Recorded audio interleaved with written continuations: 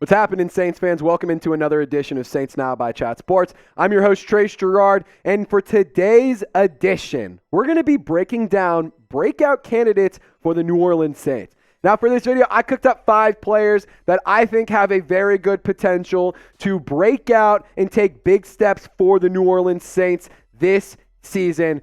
And, I mean, at the end of the day, you got to start here. Rasheed, the need for speed, Shaheed. And as for why Rasheed Shaheed can pop, I know you guys are not surprised to see his name on this list because he's been one of the most polarizing players throughout the offseason so far. He's an explosive player with a very unique talent that can be used in a variety of ways. His speed, his field vision, and a whole lot more that I'm going to get into. Rasheed Shaheed is also going to have a bigger role this season. Last year, he really didn't become an offensive weapon. He wasn't a regular contributor and regular weapon to the offense until the second half of the season. Now, of course, he had a few plays here and there where he showed the flashes of what he could do, but he wasn't a regular contributor until the latter half of the season. But he did have the special teams ability. However, with Malik Flowers, I think that Shaheed isn't just going to be limited to some special teams and some offense. I think he's going to have a lot more offensive variety to be able to contribute to this team. And we could also see Derek Carr stretch the field with Shaheed more than Andy Dalton was able to. I think that Derek Carr has a stronger arm, a more accurate deep ball, and I'm not saying that's a strength of his, but I would trust Derek Carr to hit Rasheed Shaheed on a deep route more than Andy Dalton, who he had last year. So as for some more reasons about what's special about Shaheed, he's a really crisp route runner with great footwork. He also has very reliable hands at an 82.4% catch rate, and that comes from his strengths as being a kick return specialist at Weber State. I mean, his hands are very reliable, and they very rarely does he have drop issues. He's also very slippery when he's in the open field. He can make defensive players miss. He's very hard to tackle. He's quick, he's skinny, and he is just able to cut on the whim. He also has a lot of versatility. He can play outside. He can play in the slot. He can burn you deep. He can run a slant across the middle. He can do a lot of things all throughout the offensive side of the ball. He also has great vision and creates space really well. Another thing that is a key strength because of his kick return ability. He has great body control. He plays bigger than his size. The speed that he has is truly remarkable. It is tantalizing, I tell you. And his personality, the demeanor, and the chemistry with the team is something that truly does fit with New Orleans and the things that the most successful teams have had, which is energy, charisma, and a lot of cohesion. So, guys, I want to ask you this. It's a little bit of a joke, like, duh, she's going to win. But who wins in a race? I think Rasheed Shaheed might put up a little bit of a competition. I think it might be kind of closer than we think. Fun fact, Rasheed Shaheed actually ran a pretty similar 40-yard dash to Tyreek Hill. So, do what you want with that information. But yeah, let me know who wins in a race. Type RS for Rasheed Shaheed. Type C for literally a cheetah. All right, let's get into the next one. Sorry, guys. It's a joke, man. It's YouTube. Let's have some fun. It's the offseason. Alontae Taylor. Guys, can we just take a time machine back to last year's 2022 NFL draft? In the second round, when the Saints drafted Alontae Taylor, and a lot of fans were very upset. A lot of players were very unhappy with this pick. Or not players, a lot of fans were very unhappy with this pick. But man, when I tell you Alontae Taylor has proved every one of those people wrong, goodness gracious, this guy is a talented football player. And why he can pop and be a breakout player, because he could win the CB2 job over Paulson Adebo. That's a big training camp battle and big mini camp battle that I'm paying attention to and I'm watching very closely, because I think that Alontae Taylor has what it takes to be a very quality cornerback, especially opposite of Marshawn Lattimore. I mean, I could kind of see this being a similar situation, minus the holding in the Super Bowl, of a Darius Slay and James Bradbury having two very quality cornerbacks just holding it down on the outside for you. He didn't allow a single passing touchdown in 2022, which is just incredible as a rookie. And it's not like he didn't put in any reps or any snaps. He played quite a bit. And he also showed zero fear. He was aggressive, and he had a ton of swagger on that field, which is what in my opinion, the best Saints defenses have a lot of aggression, zero fear, and way too much fun and a ton of swagger. And I mean, you can't tell me I'm wrong. And as for the PFF numbers for Allante Taylor, his coverage snaps, he had 371, putting up a 56.3 coverage grade. He did have a 58.3 passer rating allowed, which is pretty average, I would say. But again, he's a rookie. You got to give him a break here at some point. He also had 46 total tackles, 8 pass breakups, and 0 interceptions last season.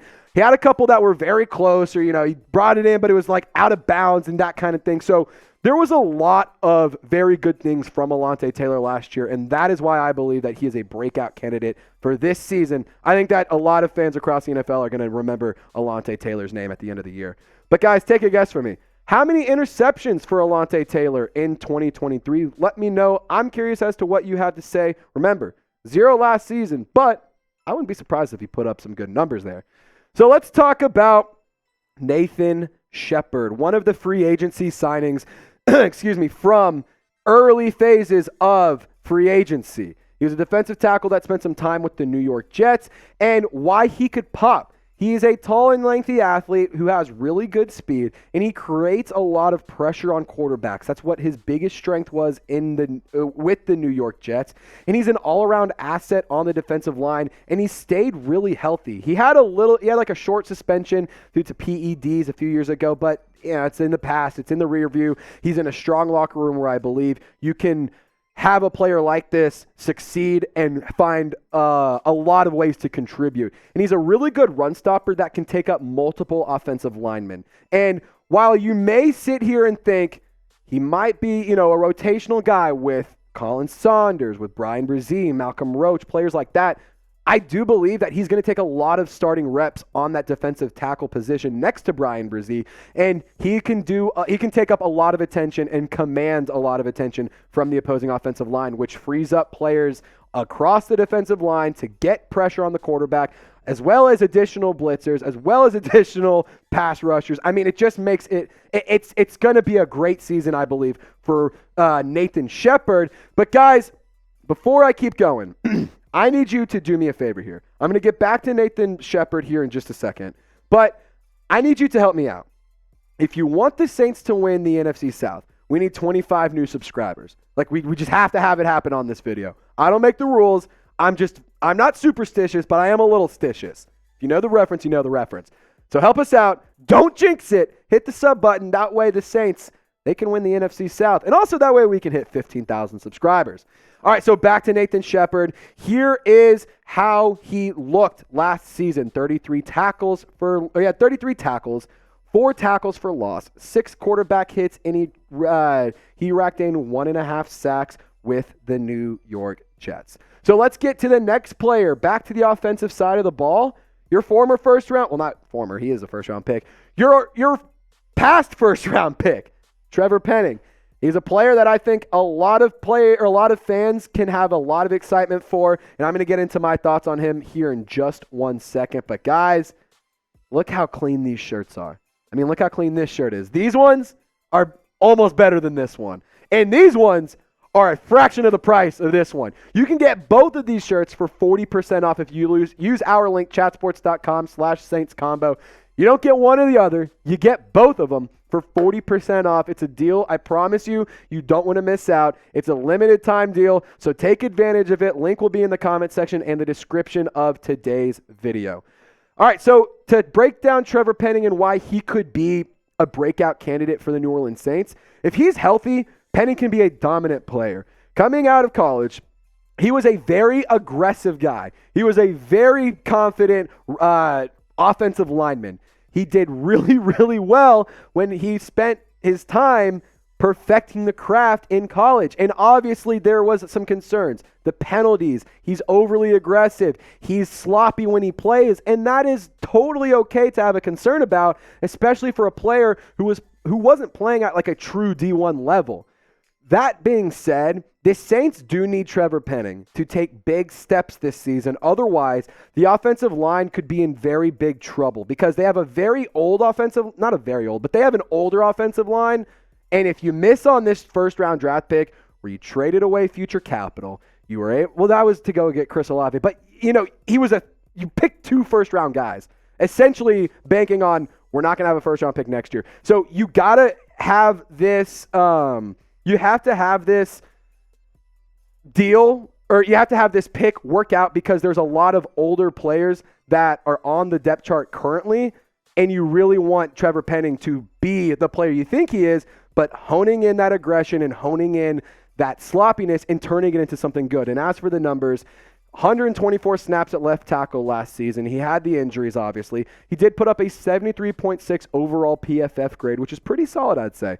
He only had 2 penalties, 0 sacks allowed, 1 hit allowed, and he only allowed 2 pressures, again, only on 124 snaps. So the sample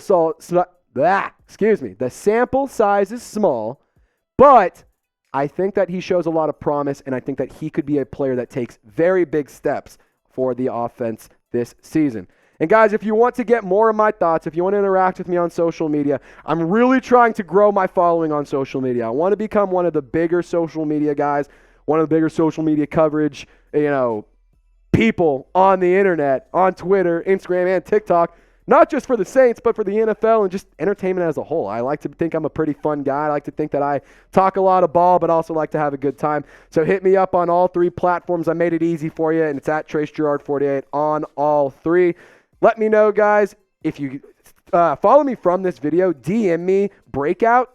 That way I know you came from this video, and I'll give you a follow back. All right, last player, Juwan Johnson, or as I like to call him, Mr. Reliable.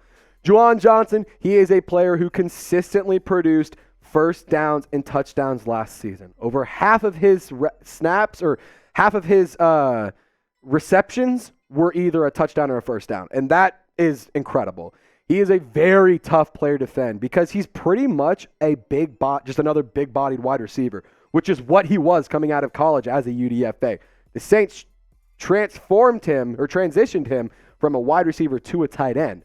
And as we all know, Derek Carr loves him some tight ends. And at the end of the day, I think that Juwan Johnson is one of the most underrated tight ends in the game. I don't think he gets nearly enough love.